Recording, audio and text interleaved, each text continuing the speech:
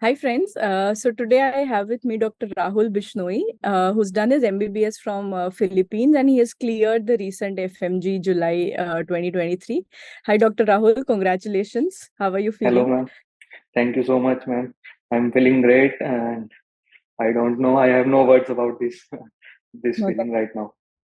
how are your parents feeling and your family? Are they all very proud of you? I'm sure they're very proud of you. Yes, Are you at home right now? yes, ma'am. I am at home right now, and they are super proud of me because ऐसा past few years में मैंने ऐसा कुछ specially achieve नहीं किया था. उनको अभी तक इतना proud feel नहीं करा पाया. But this time they are super proud of me. Very nice. Please give our regards from the entire team of Cerebellum Academy and congratulate them. So tell me, first of all, before we talk about the exam, because this was a different exam than what we were expecting, tell Yes, me how you had prepared, because obviously you didn't know it was going to be clinical. तो आपका preparation कैसा था इसके लिए? ma'am. Basically, I started prepare from past 8 to 9 months. Yes. But before, like during COVID time when we were in India, because we are not allowed to stay in the Philippines. So at that time, I started preparing for from my basic subjects, like from the first or second year subjects. So I Okay. built my concepts little stronger that time. So after that, when last year when we got to know that we need to go back to Philippines to complete our internship. सो उस time में थोड़ा सा preparation का time कम मिला. Internship में busy हो गए थे. And then I Hmm. Just came back to India in February this year. So at that time I started prepare like fully prepare started preparation uh, from February this year. So during that time, were you mainly focusing on content that is notes या फिर you were doing MCQ simultaneously? जो 5 months आपने अपनी holistic preparation करा है, उसमें आप Yes, MCQ ज्यादा कर रहे थे, notes ज्यादा कर रहे थे, क्या approach था? मैं स्टार्टिंग के 3 मंथ्स मैंने अपने नोट्स पे फोकस किया. जो मैंने प्रीवियसली पढ़ा हुआ है मैं उसी को फोकस करा था. बट साइमल्टेनियसली मैंने क्वेश्चंस भी मतलब डेली के 100 to 150 क्वेश्चंस मैं डेली मार्क करता था. And then after 2 or 3 months, I started giving GTs. तो मैंने every 15 days में मैंने GTs देने स्टार्ट किए आखिरी के 3 मंथ्स में. So I hmm. Gave around 6 to 7 GTs. तो उसमें स्टार्टिंग में तो मेरा स्कोर 140 130 रहा था. दो 2 से 3 GT में. एंड देन उसके बाद 180 190 रीच हुआ मेरा. तो उसके अकॉर्डिंग फिर मैंने एग्जाम में भी फिर मेरे 161 मार्क्स स्कोर हो गए. Nice. So I think what you did correctly was आपने MCQs काफी ज्यादा practice किए. You yes, give a GTs. I think that really worked in your favor क्योंकि match practice जो बोलते हैं वो आपने enough की हुई थी.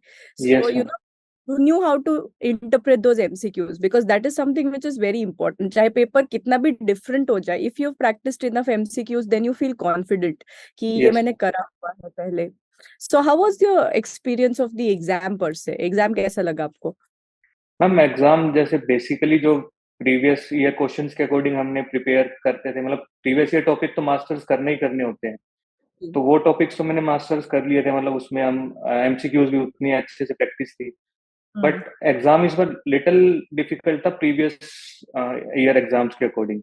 इस बार थोड़ा मॉडरेट टू डिफिकल्ट रेंज में था. बट स्टिल इसमें भी मतलब 140 to 150 क्वेश्चन ऐसे हैं तो जनरली जो नॉर्मली हर कोई स्टूडेंट स्कोर कर सकता है. एंड 150 मार्क्स जो आगे के थे वो मॉडरेट टू डिफिकल्ट रेंज में आ जाते हैं. Mm-hmm.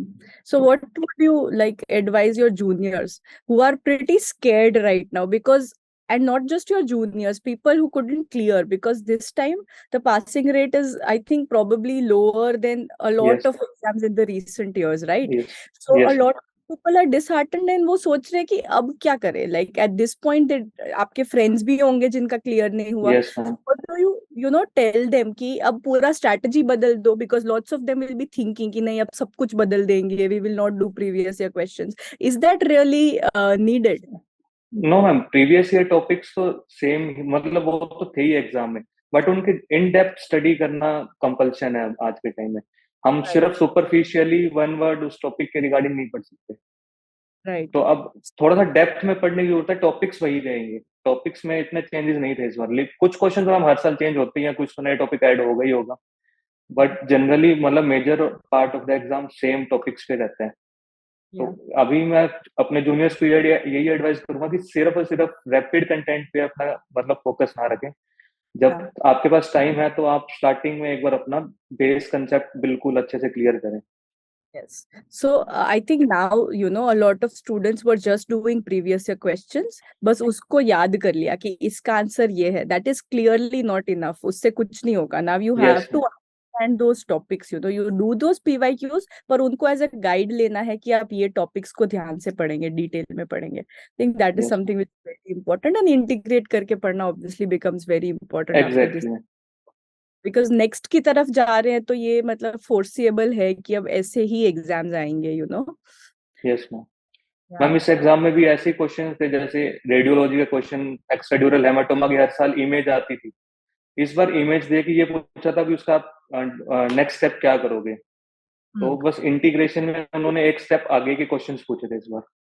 सो बेसिकली और डीप जाना है, वर्टिकल जाना है rather yes than doing everything, do the same things but now go deep in them and integrate them. Yes ma'am. That's very very exactly. Yes good. Alright, great. So अब क्या plans है? Ma'am. Ma'am अभी currently तो मैं पढ़ना start कर दिया था लास्ट वीक से। मेरे को इतना मतलब कॉन्फिडेंट मतलब था कॉन्फिडेंट, बट फिर भी सेल्फ डाउट होता है एक खुद के अंदर। तो अभी तो मैं रिलैक्स हुआ हूँ पिछले 2-3 दिन से, काफी मतलब अच्छा लग रहा है। गुड। तो जस्ट अभी तो एंजॉय करना अपने फ्रेंड्स और अपने सीनियर्स के साथ जिन्होंने काफी मुझे हेल्प की थी अपने एग्जाम की प्रिपरेशन में।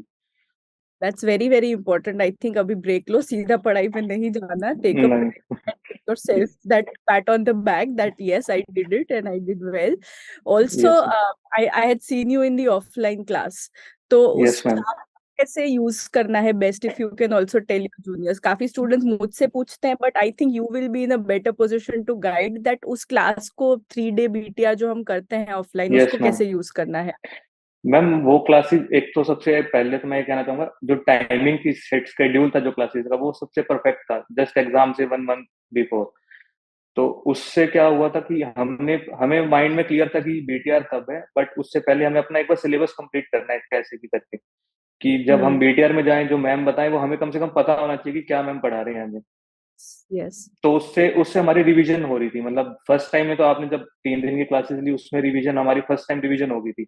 एंड देन उसके बाद वही घर आके मैंने लास्ट मंथ के लिए मेरे पास कंसाइज नोट्स नहीं थे बिल्कुल भी, कि मतलब मेरे को नोट्स मतलब बनाने नहीं आते थे, कंसाइज कैसे करें। 20th कॉपी मेरी नहीं बनी हुई थी, मतलब लिमिटेड सब्जेक्ट्स के लिए थे बट सबके लिए नहीं थे।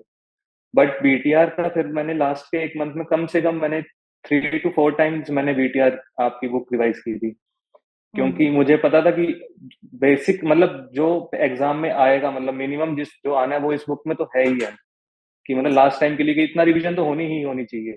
या एक्स्ट्रा तो आप कितना भी करो तो वो भी कम रहता है, बट मिनिमम इतना तो आपको पता होना चाहिए। तो वो बीटीआर ने बहुत हेल्प किया मेरे को रिवीजन के लिए। मैं ग्रेट। इवन लास्ट डे मतलब एग्जाम से एक रात पहले तक ही मैंने बीटीआर रिवाइज किया था, कि मेरे को माइक्रो से काफी डर था। माइक्रो का मेरे को बहुत मतलब बिल्कुल भी वो नहीं था कि मैं कर पाऊंगा क्वेश्चन। बट फर्स्ट एग्जाम में मैंने एक क्वेश्चन देखा मैम, जिसके लिए मैं अपने सभी फ्रेंड्स को कहता हूँ कि मेरा बीटीआर जाना सबसे सबसे बड़ा सक्सेसफुल मतलब वो था, कि उसमें सुसुक के ऊपर क्वेश्चन आया था, जो कि आपने 3rd पेज पे मैम वो मैं लास्ट नाइट को मैं रिवाइज कर रहा था। मैं जस्ट गो थ्रू कर रहा था पेज को। हमने काफी ध्यान से पढ़ा था, लाइक लॉट्स ऑफ टाइम्स हमने बोल के पढ़ा था। Yes ma'am yes ma'am. सुसुक मेरे को वो नाम याद करने में इतना अच्छा लग रहा था ना मैम ने, आप जब आपने क्लास में कराया था तो मैंने उसी टाइम उसको स्पेशली मार्क किया था। उस वाली टेबल को मैंने स्पेशली याद किया था। तो मैं वहीं पे खुश हो गया था कि मतलब मेरा माइक्रो का सारा मतलब यहाँ पे कंटेंट सोल्व हो चुका है। मतलब ये क्वेश्चन सोल्व हो गया तो मैं वो क्वेश्चन भी सोल्व कर लूंगा माइक्रो के। Great great. So I think it gives you that confidence कि हाँ ठीक है, इतना यस एक मैम क्या है। And a lot of times मतलब हम उस क्लास में भी बहुत बात कर रहे थे कि अब नेक्स्ट 1 मंथ क्या करना है, so yes that ma'am yes and having a plan is very very important. काफी लोग यस लास्ट मंथ में क्लूलेस हो जाते हैं। So I am not saying BTR करो, बट कुछ भी करो, लास्ट 1 मंथ का स्ट्रैटेजी आपका क्लियर होना चाहिए, तो yes that turns into success and confidence a lot. ये हम यस बहुत मैम। कि जिसको पता है कि आखिरी महीने क्या करना है, आखिरी 10 दिन क्या करना है ना, वो यूजुअली क्लियर कर ही जाते हैं। So that plan is very important. Ma'am मेरा पास करने का रीजन ही एक यही है कि मैंने बीटीआर ज्वाइन किया। बीटीआर मतलब सिर्फ मैंने बीटीआर के नोट्स आखिरी में रिवाइज किए। या जो कुछ सब्जेक्ट्स के जो मेरे पर्सनल नोट्स थे जो रिवीजन के लिए मैंने रखे थे वो, बट मेजरली मैंने बीटीआर का ही ज्वाइन मतलब रखा आखिरी में, क्योंकि उसमें 19 के 19 सब्जेक्ट्स थे और वो भी 230 पेजेस के अंदर सब कंसाइज था, तो रिवाइज करना बहुत ईजी था इसको लास्ट टाइम में। और Yeah. स्पेशली मेरे को बूस्ट मिला एग्जाम से पहले, जब लास्ट डे डॉक्टर रवि आए थे, उन्होंने जो हाँ. स्पीच दी थी उस दिन मेरे को थोड़ा सा ऐसे कॉन्फिडेंट आया कि अब मुझे करना है, मतलब कैसे भी करके मुझे करना है। और मेरा उस दिन यही था कि मैं आपसे मतलब आपको इंटरव्यू मतलब आपके साथ इंटरव्यू में बैठना चाहता हूँ, तो आज मैम वो भी अच्छा ड्रीम पूरा हो गया। It is my dream also. उस दिन हम इतनी बात कर रहे थे, and to come yes on the other side and to see you do so well, it's such a proud moment for me and Ravi also. I will yes definitely give it to him, and we will definitely meet you soon. Yes ma'am sure. लेंगे. Thank you so much for thank you. talking to me, and all the very best. NEET PG में जल्दी मिलेंगे, and I'm yes sure ma'am. Value. तो I think काफी हद तक आपका जो एटीट्यूड और माइंडसेट है ना, वो डिफाइन करता है आपका एंट्रेंस एग्जाम का results. And I can see exactly. That you have the right attitude. आपका चाहे सक्सेस हो या फेलियर हो, you have to take it in your stride, और आप उसको एज अ लर्निंग एक्सरसाइज लेना है. So this is a message for every student जिनका नहीं सिलेक्शन हुआ. उनके लिए बहुत जरूरी है, don't question your self. Yes it was not your day, है ना. अब अपनी गलतियों पे काम करो, and work on the concepts. Topics वही है, road map वही है. Use it and you will definitely clear it. Exactly ma'am. मैं भी पहले मतलब यही कहना चाहूंगा कि लास्ट से मेरे को फर्स्ट एग्जाम जैसे डिफिकल्ट था, फर्स्ट पार्ट, तो मेरे को ये लगा कि सिर्फ ये मेरे लिए डिफिकल्ट था या ओवरऑल था, तो मेरे को एक बार सेल्फ डाउट आया, बट जब मैंने अपने साथ वाले फ्रेंड से बात की वो कहते सबके लिए ऐसा था। देन सेकंड पार्ट में मैंने उस चीज को अफेक्ट नहीं होने दिया कि मतलब फर्स्ट पार्ट मेरा पूरा गया है, इट्स ओके मतलब सेकंड पार्ट स्ट्रॉन्ग होना चाहिए मेरा, क्योंकि मैंने उस पर वर्क काफी किया था कि फर्स्ट में तो मैम वो बेसिक सब्जेक्ट जो फर्स्ट और सेकंड ईयर के वो काफी डिफिकल्ट लगते हैं, हाँ. बट सेकंड उसके लिए थोड़ा सा कॉन्फिडेंट था, तो मैंने उस चीज को फर्स्ट को मैं पीछे छोड़ के सिर्फ मैंने सेकंड वाले एग्जाम के लिए फोकस किया कि मेरे को इसी में मैक्सिमम स्कोर करना है। अगर मेरा फर्स्ट अच्छा नहीं गया तो मेरे को सेकंड में ही स्कोर करके कवर अप करना पड़ेगा। और वही हुआ एग्जाम में कि एटीट्यूड में मतलब पॉजिटिविटी रखना बहुत जरूरी था लास्ट में। Yes, this is so important, क्योंकि कई बार एमसीक्यूज करते हुए भी it's good that you have two parts. कई बार एक पार्ट भी है नीट में, तब भी यस इट्स वेरी इंपॉर्टेंट कि फर्स्ट 10 एमसीक्यूज ही खराब आ गए. डजेंट मीन कि आप क्लियर नहीं कर सकते. सबके एग्जाम में वो 10 एमसीक्यू आने वाले हैं जो खराब है, जो गंदे हैं. Everybody has the same paper. Yes Just your luck कि वो पहले 10 questions हो गए. So you have yes to make sure that you don't let that define you, and you can bounce back any time. So that is something which is very important जो आपने किया, and that is reflecting in your result. So yes congratulations thank you so and much ma'am. proud of you. और thank you. मिलेंगे जल्दी. Thank yes you so ma'am much. Sure. Thank you ma'am. Thank Bye. Bye ma'am.